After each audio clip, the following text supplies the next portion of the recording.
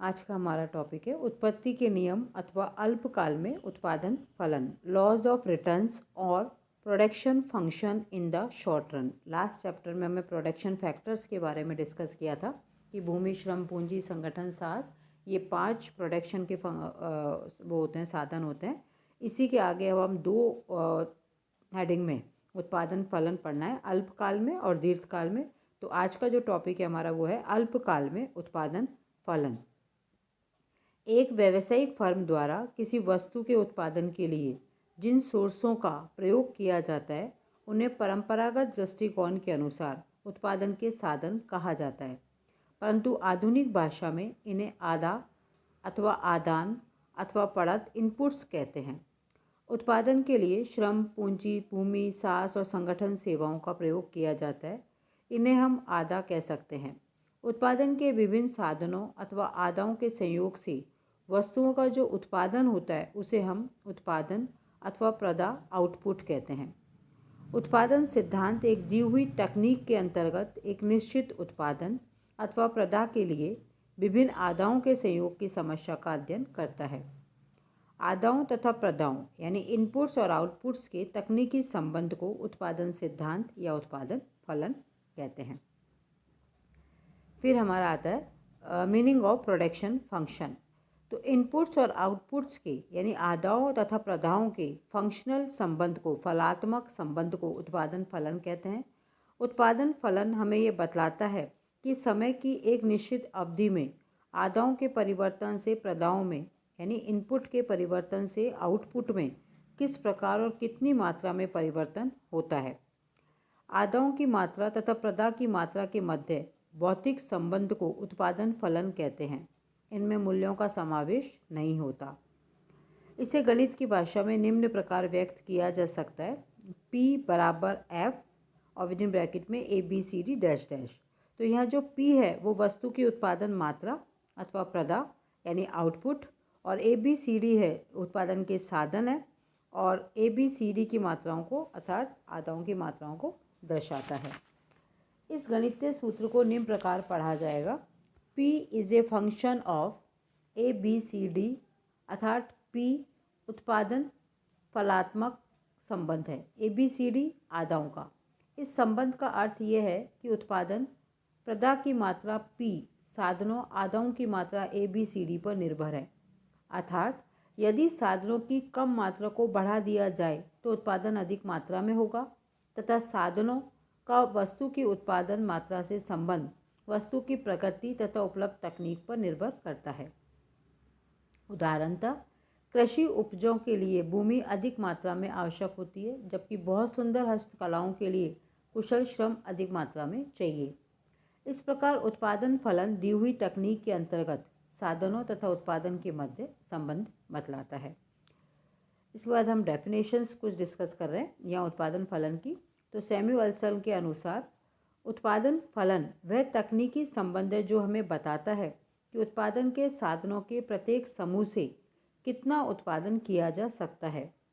यह समय विशेष पर तकनीकी ज्ञान के दिए हुए स्तर की मान्यता के आधार पर परिभाषित किया जाता है।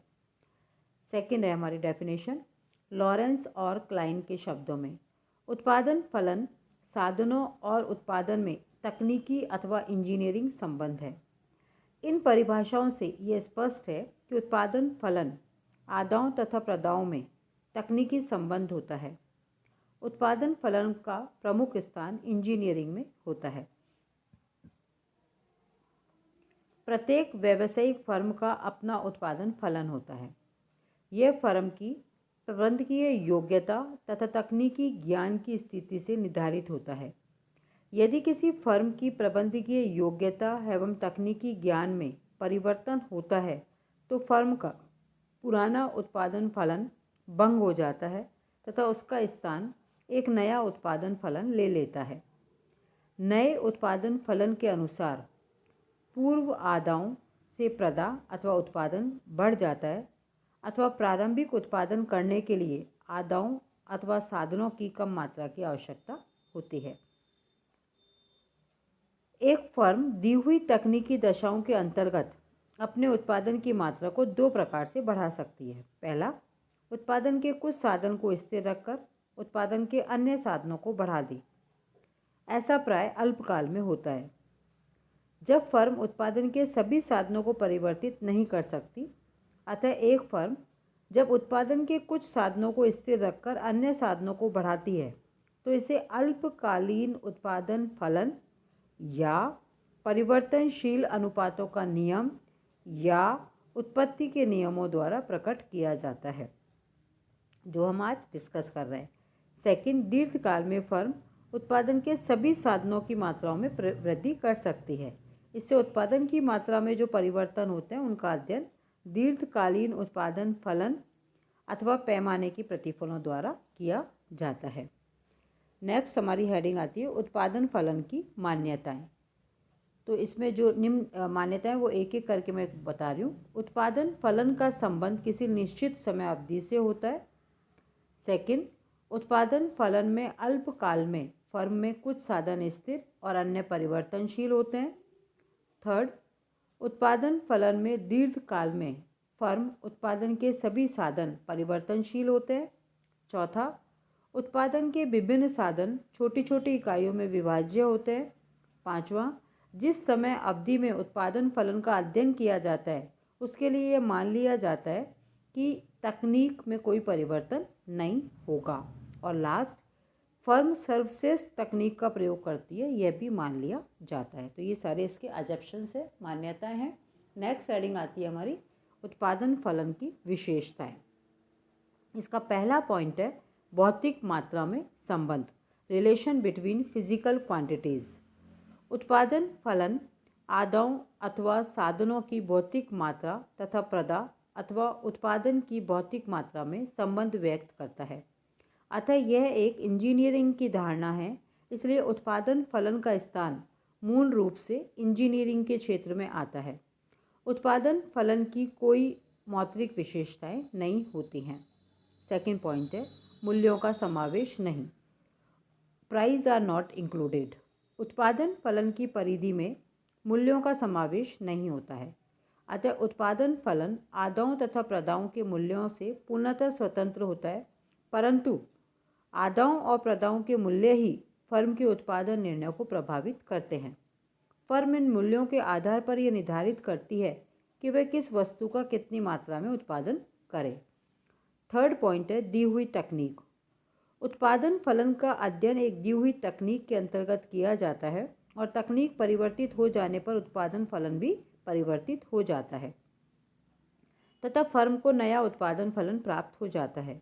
नए उत्पादन फलन का तात्पर्य यह होता है कि फर्म साधनों की पहले जितनी मात्रा से अधिक उत्पादन प्राप्त करेगी अथवा पहले जितना उत्पादन प्राप्त करने के लिए साधनों की कम मात्रा लगानी पड़ेगी।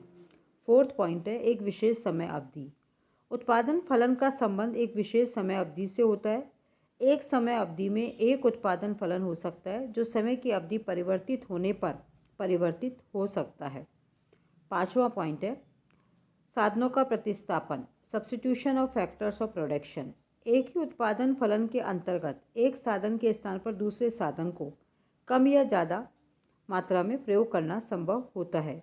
फॉर एग्जाम्पल, श्रम के स्थान पर पूंजी और पूंजी के स्थान पर श्रम का अधिक प्रयोग किया जा सकता है।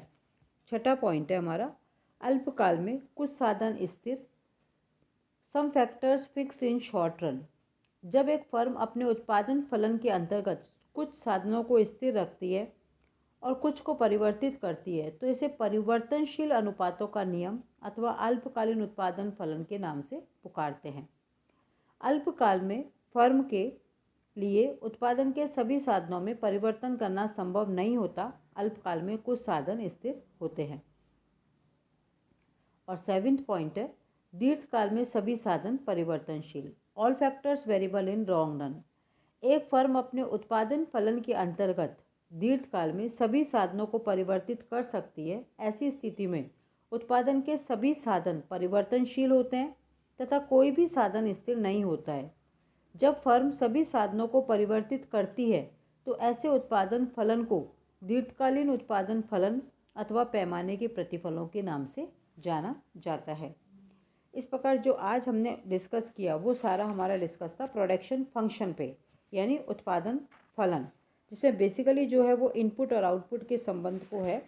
तो उत्पादन फलन का अर्थ, डेफिनेशन, अल्पकाल में क्या और दीर्घकाल में क्या, यानी अल्पकाल में कैसे काम होगा, दीर्घकाल में कैसे काम होगा, मान्यताएं और विशेषताएं, यानी बेसिक इंट्रोडक्शन हमने आज इस चैप्टर का डिस्कस किया है। अब नेक्स्ट लेक्चर में हम मेन जो हमारी हेडिंग है अल्पकाल में उत्पादन फलन, उस पर आएंगे। आज के लिए इतना ही।